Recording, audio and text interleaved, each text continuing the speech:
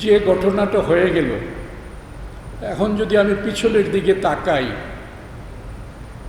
এবং বর্তমান যে পরিস্থিতিতে আমাদের সরকার এবং শাসক গোষ্ঠী আছে, এরা যদি ওই সময় এই অবস্থায় থাকতো তাহলে এই পরিস্থিতিটা উদ্ভব হয় না।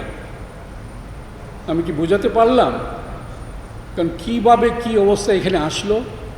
এখন তো সরকার যা বলেছে তাই ওরা তাদের সব দাবি তারা মেনে নিল, কিন্তু প্রথম আমরা কি করলাম, তাদের সাথে কি ব্যবহার করলাম, কেমন করে আমি আমার লোকদেরকে উস্কিয়ে দিলাম।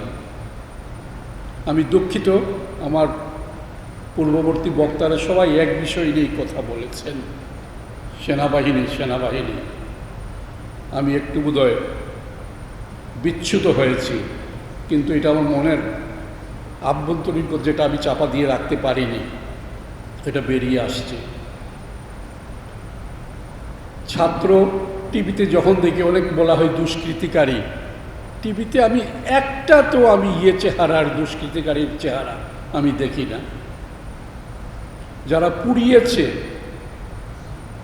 কতগুলো স্থাপনা, আমার কেন জানি মনে হয়েছে ওগুলো পুড়িয়ে দেওয়া হয়েছে, পুড়িয়ে দিতে সাহায্য করা হয়েছে।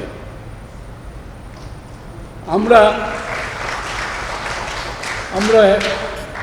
কি পয়েন্ট ইনস্টলেশন একটা বলে থাকি, এইসব জায়গার নিরাপত্তা বিশেষভাবে রাখা হয়। কিন্তু আপনারা যদি ওই সময়কার ভিডিও ফুটেজ দেখবেন, কোনো নিরাপত্তা ছিল না।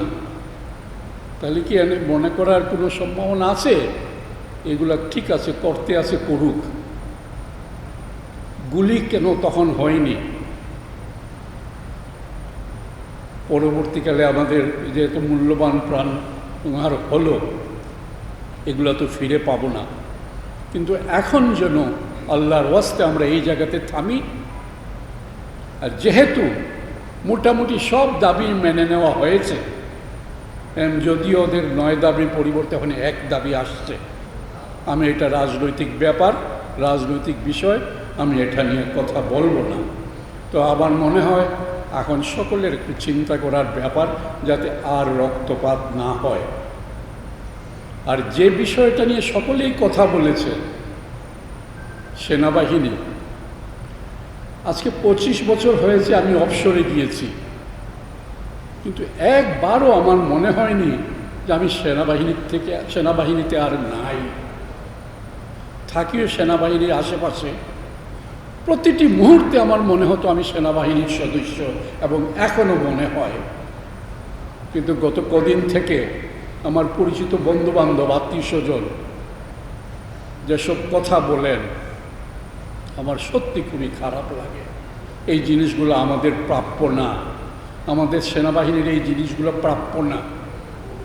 এই সেনাবাহিনী আমরা প্রশিক্ষণ দেখেছি কিভাবে কি হয়।